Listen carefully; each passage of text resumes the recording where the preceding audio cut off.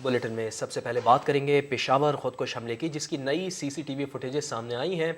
Footage में हमलावर को देखा जा सकता है। हमलावर पुलिस वर्दी में मोटरसाइकिल पर आया, उसने शॉल ओढ़ रखी थी। नो पार्किंग में बाइक खड़ी की तो एहलकार ने सिर्फ बाइक हटाने का कहा, कोई पूछगछ नहीं की। दहशतगर्द ने कहीं एंट्री भी नहीं कराई। उसे पुलिस लाइंस में किसी मकाम पर रोका नहीं गया। खुदकुश धमाके के बाद सामने आने वाली वीडियोस ने हाई सिक्योरिटी जोन में सिक्योरिटी इंतजामात की कलई खोल के रखती है।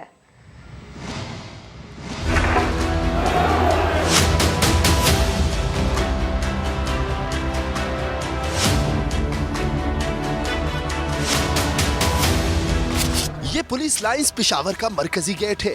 कहने को सख्त सिक्योरिटी, मगर दहशतगर्द आराम से घुसा चलाया। 30 जनवरी 2023 दोपहर 12:36 पर दहशतगर्द पुलिस यूनिफॉर्म पहनकर मोटरसाइकिल पर आया। आराम से गेट के पास ही पहले बाइक खड़ी की, लॉक लगाया, कैमरे से बचने के लिए हेलमेट उतारकर कैप लगाया और मास्क ठीक किया। दहशतगर्द थोड़ी देर तक खड़ा रहा, करीब मोटरसाइकिल पर बैठे शख्स के पास गया, फिर इधर उधर देखता रहा। कुछ देर में मरकजी दरवाजे पर खड़े एहलकार को होश आया। वो करीब आने लगा तो दहशतगर्द जाने लगा। एहलकार ने आवाज देकर बुलाया, लेकिन सिर्फ ममनुआ जगह से बाइक हटाने का कहा। दहशतगर्द वापस पलटा, हाथ मिलाया और बाइक की तरफ बढ़ा। सिक्योरिटी पर मामूर एहलकार ने इतना भी न सोचा कि ये शख्स बाइक ममनुआ जगह पर क्यों खड़ी कर रहा है, इसने चादर क्यों पहन रखी है। दहशतगर्द वहां से बाइक हटाता है, फिर हेलमेट पहनकर यके बाद दीगरे 7 किक्स लगाता है, लेकिन बाइक स्टार्ट नहीं होती। दहशतगर्द पैदल ही बाइक को घसीटकर पार्किंग की तरफ ले जाता है। 12:38 दहशतगर्द पार्किंग में बाइक खड़ी करता है, लेकिन रजिस्टर में एंट्री नहीं करवाता। बाइक खड़ी की, चादर उतारी और फिर कैमरे से बचने के लिए कैप पहन लिया। 12:39 दहशतगर्द पुलिस लाइंस में दाखिल हुआ। 12:42 दहशतगर्द ने डीएसपी हेडक्वार्टर जाने वाले रास्ते का इंतखाब किया, लेकिन वहां से वो मस्जिद की जानिब मुड़ गया। सीसीटीवी फुटेज में दहशतगर्द को मस्जिद की जानिब जाते देखा गया और कुछ ही देर बाद जोहर की नमाज के वक्त धमाका हो गया। इस वाकये ने और सामने आने वाली फुटेजेस ने हाई सिक्योरिटी जोन में सिक्योरिटी इंतजामात की कलई खोल दी है। आईजी खैबर पख्तूनख्वा मौसम ने सानहा पेशावर में सिक्योरिटी लैब्स का इतराफ कर लिया। कहा, खुदकुश हमलावर को पुलिस ने पेटीबंद भाई समझकर चेक नहीं किया। हमला खुदकुश था। हमलावर 12:37 पर मस्जिद में आया। हमलावर अकेला नहीं, उसके पीछे पूरा नेटवर्क है। ड्रोन हमला कहां से आया, किस जगह से किया, बिल्कुल गलत बात है। बॉल बेयरिंग मिले, खुदकुश जैकेट के अंदर जो बॉल बेयरिंग इस्तेमाल होते हैं कल मिले। ये खुदकुश हमलावर था। मैंने उस खुदकुश को कैमरे में देख लिया है, मैंने क्रॉस मैच कर लिया है, मैंने उसका चेहरा देख लिया है। और वो खुदकुश और जो हमें मस्जिद के अंदर खुदकुश बम्बार का सर बुरीदा हमें मिला है, वो एक आदमी, वो पुलिस की यूनिफॉर्म में है, उसने जैकेट पहनी हुई है, उसने सर पे हेलमेट पहना हुआ है, उसने मुंह पे मास्क लगाया हुआ है और वो मोटरसाइकिल पे आता है। We are tracking the bike also. And जो पुलिस लाइन के अंदर हमने कैमरे अपने लगाए हुए थे, उसके जरिए हमारे पास फुटेज आ गई, चेहरा आ गया, बंदा हो गया। नेक्स्ट स्टेप उसका शनाख्त का है, उसके बाद नेक्स्ट स्टेप नेटवर्क का है, उसके बाद जो उसके फैसिलिटेटर्स हैं उन तक पहुंचने का है। हम उस दहशतगर्द के नेटवर्क के नज़दीक हैं जो हमारी इतनी शहादतों की वजह बना। मेहरबानी करें, जल्दबाजी ना करें, हम ढूंढेंगे, तकलीफ में हमारे इजाफा न किया जाए, मरहम रखा जाए, अपने एक एक शहीद का बदला लेंगे।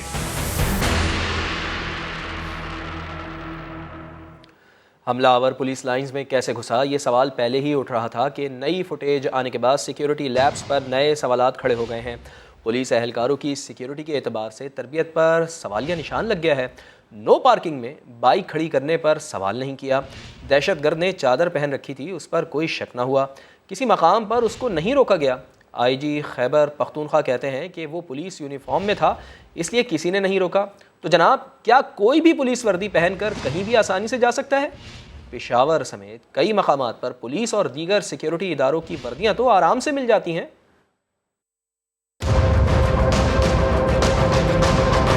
चेक करना था, किसी वजह से रह गया मेरे सिपाहियों से, नहीं कर सके पुलिस की वर्दी देख के, अपना भाई समझ के, अपना पेटी वाला समझ के नहीं कर सके। सीसीटीवी वीडियोस ने कई सवालात खड़े कर दिए। खुदकुश हमला आवर ने पुलिस की जाली वर्दी पर शाल ओढ़ रखी थी। उसे वहां रोकने वाले पुलिस एहलकार को पहली नजर में शक क्यों न हुआ? सिक्योरिटी के एतबार से एहलकारों की तरबियत पर बड़ा सवाल। तमाम पुलिस एहलकार पुलिस लाइंस के चप्पे चप्पे से वाकिफ हैं। जब खुदकुश बमबार नो पार्किंग में मोटरसाइकिल खड़ी कर रहा था तो एहलकार ने उससे पूछगछ क्यों नहीं की? हमला आवर को मस्जिद के अंदर तक पहुंचने से पहले दरवाजे पर क्यों नहीं रोका गया? अगर मेहमानों समेत हसास मुकामात में दाखिले के वक्त हर शख्स की मालूमात दर्ज होती है तो फिर इस बमबार की शनाख्त कैसे छुपी रह गई? हमला आवर को पुलिस लाइंस में दाखिली गेट पर चेक क्यों नहीं किया गया? ये सवालात उठ रहे हैं और आईजी खैबर पख्तूनख्वा ये कह रहे हैं, जिन्होंने चेक करना था, किसी वजह से रह गया मेरे सिपाहियों से, नहीं कर सके वो चेक। पुलिस की वर्दी देख के, अपना भाई समझ के, अपना पेटी वाला समझ के नहीं कर सके चेक। ढूंढ रहे हैं और ढूंढेंगे इंशाल्लाह। आईजी साहब, क्या इसका मतलब ये हुआ कि कोई भी शख्स सिक्योरिटी यूनिफॉर्म पहनकर किसी भी जगह पहुंच सकता है? पेशावर में पुलिस वर्दियां 3000 रुपए में बासानी मिल रही हैं। किसी की भी सिक्योरिटी यूनिफॉर्म तक आम रसाई है। बगैर किसी तस्दीक पुलिस बैज पर नाम भी लिखवाया जा सकता है। हालिया वाक़ये के बाद पेशगी एहतियाती तदबीर इख्तियार करना होंगी। सिक्योरिटी निज़ाम बेहतर बनाना होगा ताकि आइंदा सानिहात से बचा जा सके। सिक्योरिटी सूरत हाल इंतखाबात के इनेकाद को मुतासर कर सकती है। वज़ीर दाखिला राना सनाउल्लाह ने खदशा जाहिर कर दिया है। प्रोग्राम नदीम मलिक लाइव में गुफ्तगू करते हुए उनका कहना था कि 2007 में मोहतरमा बेनज़ीर भुट्टो की शहादत के बाइस इंतखाबात वक्त पर नहीं हो पाए थे। अब ये जो सिक्योरिटी की सूरत हाल है, ये इंतखाबात के वक्त को मुतासर कर सकती है? देखिए, ये फैसला तो चीफ इलेक्शन कमीशन ने ही करना है, लेकिन इसकी अगर मैं ये कहूँ कि गुंजाइश मिसाल मौजूद है कि ऐसा ही एक वाक़या जो है 2007 के इलेक्शन में मोहतरमा बेनज़ीर तो उस पर फिर वो इलेक्शन जो है वो फिर मुकर्ररा वक्त में नहीं हो सके थे, बल्कि वो फिर डिले होके फिर उसके बाद हुए। आगे बढ़े और आपको बताएं, शेख रशीद का 2 रोज़ा जिस्मानी रिमांड मंजूर कर लिया गया। इस्लामाबाद की डिस्ट्रिक्ट एंड सेशन कोर्ट ने प्रोसिक्यूटर को टोकने पर शेख रशीद की सरजनिश कर दी। शेख रशीद ने अदालत में अपने आप को स्मार्ट करार दिया, कहा मीडिया पर बयान देना उनकी नौकरी है। आदिल तनोली रिपोर्ट कर रहे हैं। इस्लामाबाद की जिला अदालत में पिंडी बुआई का 2 रोजा जिस्मानी रिमांड मंजूर। प्रोसिक्यूटर ने 8 रोजा रिमांड की इस्तदा की। कहा शेख रशीद को इस केस में 7 साल कैद और जुर्माना हो सकता है। वॉइस मैचिंग और फोटोग्रामेटिक टेस्ट दरकार है। इमरान खान के कत्ल की साजिश का बयान देकर शेख रशीद ने न सिर्फ आसिफ जरदारी के खानदान के लिए खतरात पैदा कर दिए, बल्कि दोनों जमातों में इश्तियाल फैलाने की कोशिश भी की। शेख रशीद के दोनों वकला ने जिस्मानी रिमांड की मुखालफत में मौक़िफ़ इख्तियार किया कि मुकदमे में सियासी ग्रुपों में इश्तियाल फैलाने की दफा लगी। हालांकि शेख रशीद ने तो इमरान खान और आसिफ जरदारी का जिक्र किया, किसी सियासी जमात का तो नाम ही नहीं लिया। शेख रशीद ने इंफॉर्मेशन दी, उन्हीं पर मुकदमा हो गया। इस्लामाबाद हाई कोर्ट ने अपारा पुलिस का नोटिस मुअत्तल किया था। इसके बावजूद गिरफ्तारी तौहीन अदालत है। दौरान समात शेख रशीद के भी वक्रे अंदाज। प्रोसिक्यूटर को टोकर बोले, आपको बाद में बोलने का मौका दिया जाएगा। इस पर जज उमर शबीर ने कहा, मौका आपने नहीं अदालत ने देना है। शेख रशीद ने अदालत के बाहर पुलिस पर इल्जामात भी लगाए।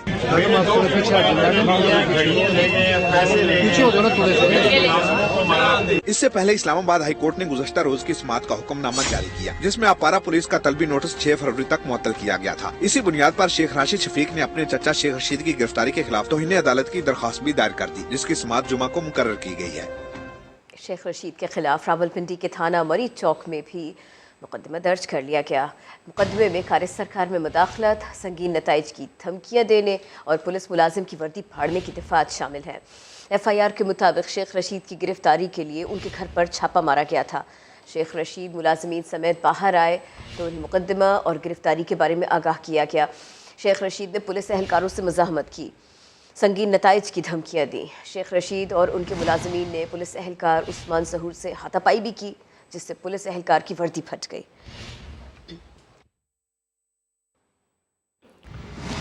इमरान खान की शेख रशीद अहमद की गिरफ्तारी की मजम्मत ट्विटर पैगाम में लिखा कि तारीख़ में इतनी मुतासिबाना हुकूमत कभी नहीं देखी। सवाल उठाया कि क्या मुल्क अवाम के एहतजाज का मुतहम्मिल हो सकता है। इमरान खान ने PTI रहनुमाओं और कारकुनान की गिरफ्तारियों और मुकदमात के खिलाफ सदर मुमलिकत को ख़त भी लिख दिया। ख़त में सदर मुमलिकत को सियासत में मुख्तदिर हल्कों के खुले किरदार का नोटिस लेने की सिफारिश की गई है। ख़त PTI रहनुमा शिबली फराज ने ऐवान सदर पहुँचाया।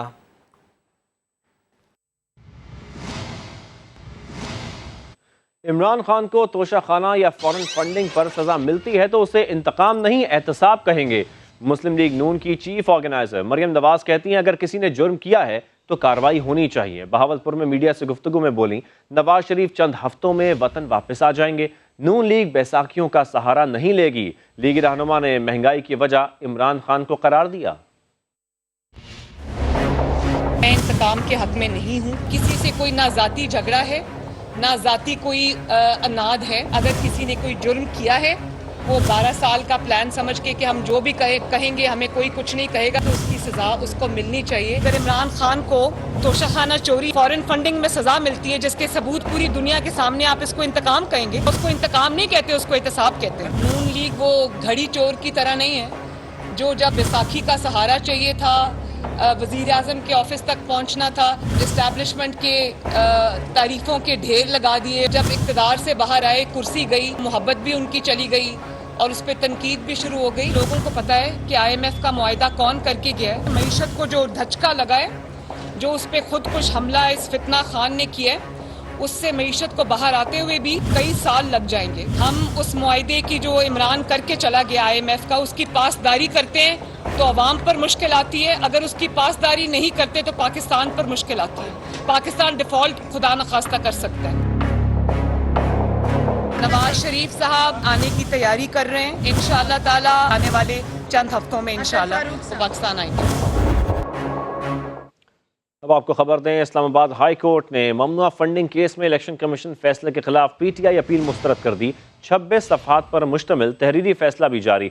अदालत ने करार दिया है कि इलेक्शन कमीशन का हतमी फैसला आना अभी बाकी है। PTI की दरख्वास्त कबल अज़ वक्त होने पर खारिज की गई है। इस्लामाबाद से सुहेल रशीद रिपोर्ट कर रहे हैं। ममनुआ फंडिंग केस में PTI को किसी किस्म का रिलीफ न मिला। इस्लामाबाद हाई कोर्ट ने तमाम इस्तदाएं मुस्तरद कर दी। फंडिंग जब्त करने के लिए जारी इलेक्शन कमीशन का शोकाज नोटिस बरकरार। मामला विफाकी हुकूमत को भेजने का ऑर्डर कलअदम करार देने की इस्तदा भी खारिज कर दी गई। FIA तहकीकात भी जारी रहेंगी। चीफ जस्टिस आमिर फारूक की सरबराही में लार्जर बेंच ने PTI की इलेक्शन कमीशन की फैक्ट फाइंडिंग रिपोर्ट के खिलाफ दरखास्त पर फैसला सुनाया। मुख्तसर फैसले में कहा गया है कि तहरीक इंसाफ की दरखास्त मुस्तरद की जाती है। PTI ने मौकफ इख्तियार किया था कि इलेक्शन कमीशन ने रिपोर्ट की जगह फैसला सुनाया और दायरा इख्तियार से भी तजावुज किया। ताहम अदालत ने इस मौकफ को मुस्तरद कर दिया। इलेक्शन कमीशन ने ममनुआ फंडिंग के शवाहिद सामने आने पर तहरीक इंसाफ से जवाब तलब कर रखा है कि क्यों न ये फंड्स जब्त कर लिए जाएं। FIA ने भी चेयरमैन PTI को गैर कानूनी फंड्स के केस में शामिल तफ्तीश होने के लिए नोटिस जारी किया था। इमरान खान ने बैंकिंग कोर्ट से 15 फरवरी तक अबूरी जमानत हासिल कर रखी है। सुहेल रशीद, समा, इस्लामाबाद। जियाले रहनुमा सईद खनी ने शेख रशीद की गिरफ्तारी कानून के मुताबिक करार दे दी। कहते हैं इमरान खान और शेख रशीद आसिफ सरदारी पर कत्ल का इल्ज़ाम अब साबित करें। वज़ीर मेहनत सिंध की चेयरमैन PTI पर कड़ी तनकीद। कहा दूसरों से हलफ मांगने वाला सिर्फ अपने बच्चों की तादाद का हलफ दे। शेख रशीद ये कह रहा है कि आसिफ अली जरदारी इमरान खान को कत्ल करवाना चाहता है। आसिफ अली जरदारी ने इस काम के लिए किसी दहशतगर्द तंजीम को पैसे दिए हैं, तो इसका मतलब ये है शेख रशीद के पास कोई शवाहिद होंगे, कोई गवाह होंगे कि जी किस तंजीम को पैसे दिए, कितने पैसे दिए, किस तरह से दिए। कानून के मुताबिक शेख रशीद की गिरफ्तारी हुई है। मैं ये मुतालबा करता हूँ कि शेख रशीद के खिलाफ भी सख्त तरीन कार्रवाई होनी चाहिए और इमरान खान भी अदालत में आए और ये साबित करे कि जो इल्जाम उसने लगाया है उसके पास क्या शवाहिद हैं। इमरान खान ज़हनी तौर पर एक मफलूज आदमी है। बगैर सोचे समझे गंद उछालने के लिए वो मुंह से बातें निकाल देता है। कहता है कि आसिफ अली जरदारी साहब आएंगे तो मैं ये पूछूंगा, तो भाई जब तेरे से तो एक सवाल पूछ रहे हैं, तेरे बच्चे कितने, ये बता दे। बातें करता है रियासत मदीना की, लेकिन हरकतें इसकी सारी जो हैं ऐसी हैं कि इसको संसार होना चाहिए। उसका मकसद सिर्फ ये है कि किसी तरह पाकिस्तान को, पाकिस्तान के इदारों को और मीशत को तबाह किया। ये वो तमाम काम है जो पाकिस्तान की जो दुश्मन कुव्वतें हैं वो चाहती हैं, और इमरान खान उनको सर्व कर रहा है। ऐसे ही तो भारतीय और यहूदी इनको पैसे नहीं दे रहे। कराची में लाल बत्ती की खिलाफ वर्जी पर खातून डॉक्टर की गाड़ी को रोकना ट्रैफिक पुलिस के लिए जुर्म बन गया। खातून डॉक्टर ने डीएसपी ट्रैफिक की बुजुर्गी का भी ख्याल न किया। खातून ने धक्के दिए, डीएसपी को थप्पड़ भी जड़ दिया। एमआर रहमान खान की रिपोर्ट।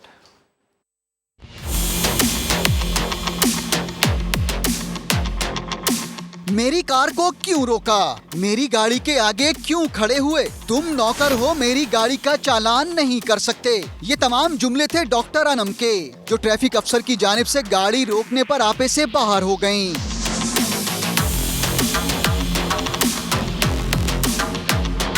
डीएसपी इश्तियाक हुसैन के मुताबिक पीआईडीसी सिग्नल जंप करके गाड़ी आगे जाने लगी, जिसे रोका तो खातून गाड़ी से उतर कर आईं और अपना तारुफ डॉक्टर अनम कहकर करवाया। डीएसपी ने चालान करने के लिए कागजात मांगे तो खातून ने फोन करके लोगों को बुला लिया। खातून ने डीएसपी को धक्का देकर गाड़ी निकालने की भी कोशिश की और फिर गुस्से में बुजुर्ग डीएसपी को थप्पड़ जड़ दिया।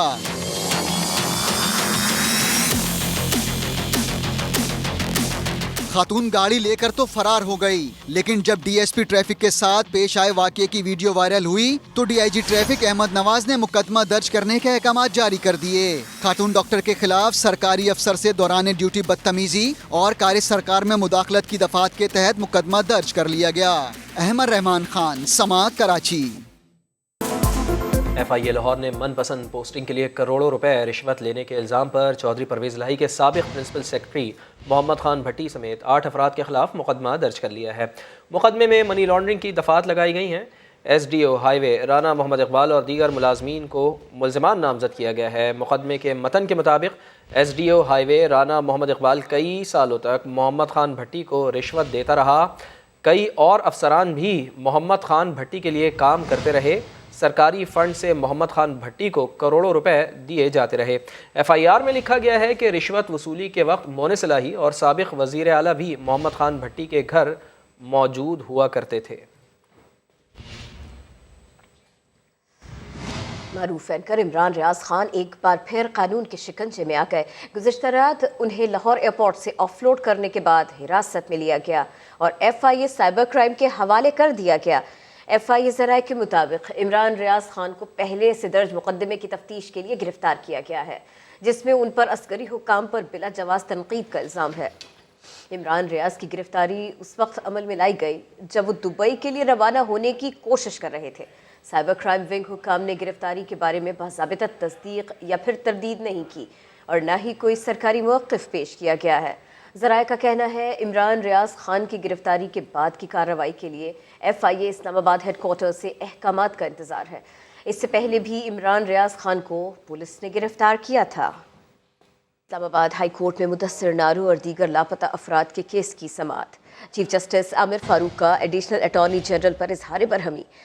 कहा कमेटी न करे, हमें बताएं लापता बंदे जिंदा हैं, मर गए या हवा में तहलील हो गए। अदालत ने तमाम फरीक़ैन को 4 हफ्तों में तहरीरी दलाइल जमा कराने का हुक्म दे दिया। आइंदा समाअत पर अटॉर्नी जनरल के मुख्तसर दलाइल के बाद फैसला महफूज कर लिया जाएगा।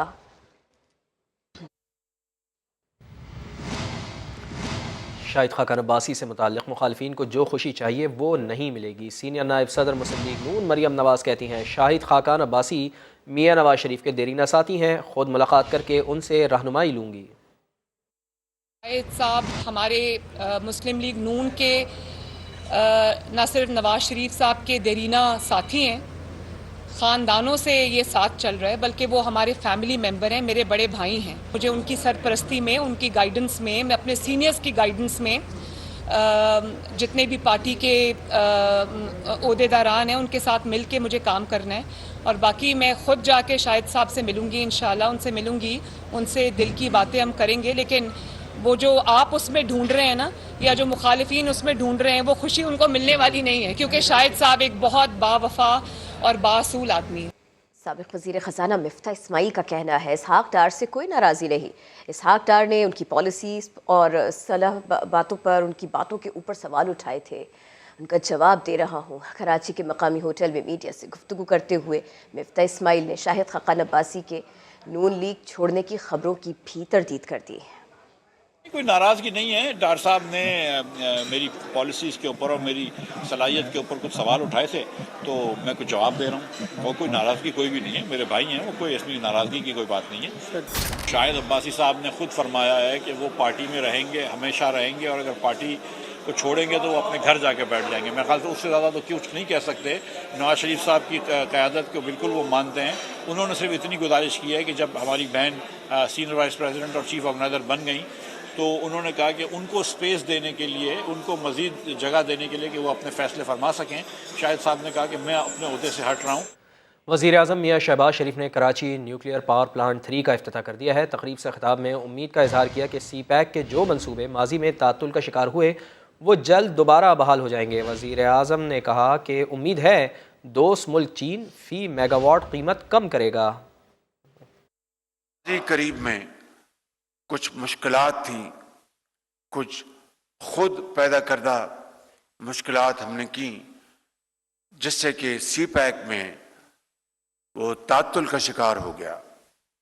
लेकिन अब हमारी भरपूर कोशिश है कि सी पैक का मंसूबा तेजी से आगे बढ़े। ताली दोनों हाथों से बजती है। चीनी जो कंपनीज के जो यहाँ पर ज़ुमा बैठे हैं, I'd like to comment to publicly make a very serious and sincere offer that let's sit down, discuss all the important facets and aspects of our next proposal, and if we can really agree on the pricing formula and important terms and conditions, I think we can certainly sign a letter of intent tomorrow, which will lead to agreement in weeks and months to come. So the ball is in your court. If you agree on a price of $2 million per megawatt, we can sign agreement right now. It's up to you. वज़ीर ख़ज़ाना इसहाक़ डार ने उम्मीद जाहिर की है कि IMF से मुज़ाकरात में जल्द पेशरफ्त होगी, जबकि साबिक़ वज़ीर ख़ज़ाना मिफ्ता इस्माइल कहते हैं शौकत तरीन अगर फरवरी में IMF का मुआहदा न तोड़ते तो हालात काबू में रहते। सैयद रिजवान आलम रिपोर्ट कर रहे हैं।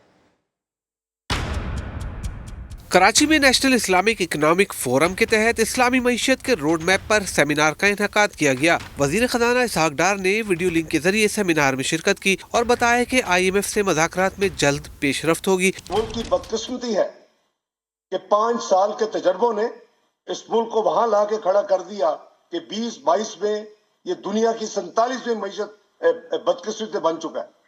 ये जो आज आप महंगाई देख रहे हैं, जो आप आज ये अफरा तफरी देख रहे हैं, जो आज आप ये LCs के कंप्लेंट सुन रहे हैं, इस सारे का सारा मैं समझता हूं कि एक मिसमैनेजमेंट, मिसगवर्नेंस का एक नतीजा है और हमें सबक सीखना चाहिए। साबिक वजीर खजाना मिफ्ता इस्माइल का कहना था कि शौकत तरीन अगर फरवरी में IMF का मुआहदा न तोड़ते तो हालात काबू में रहते। अब जबकि IMF इधर आ चुकी है तो इंशाअल्लाह ताला डिफॉल्ट के जो खतरे हैं वो भी टल जाएंगे। काश शौकत तरीन साहब ने फरवरी में जो IMF से मुआहदा तोड़ा वो नहीं तोड़ते तो फिर तो बहुत ही मुश्किलात कम हो जाती। हालात बहुत ही बुरे हैं तो फिजिकली रोकना पड़ रहा है, लेकिन बेस्ट तरीका तो ऑब्वियसली रोकने का ये है कि आप डॉलर को एक तरीके पे जाने दें।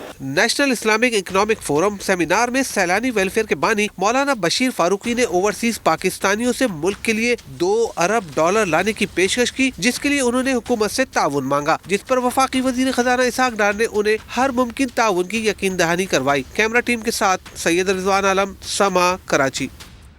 अमरीकी डॉलर ने तारीख की बुलंद तरीन सतह पर पहुंचने का नया रिकॉर्ड बना दिया है। आलमी मंडी में इजाफे और डॉलर महंगा हो जाने से पाकिस्तान में सोना मजीद महंगा हुआ है। पाकिस्तान स्टॉक एक्सचेंज में कारोबार का मुस्बत इख्तिताम हुआ। इंटरबैंक मार्केट में कारोबार के इख्तिताम पर डॉलर ₹2.53 महंगा होकर $271.36 की रिकॉर्ड सतह पर बंद हुआ। 10 ग्राम सोने के भाव ₹1,887 के इजाफे से ₹1,77,641 हो गए हैं।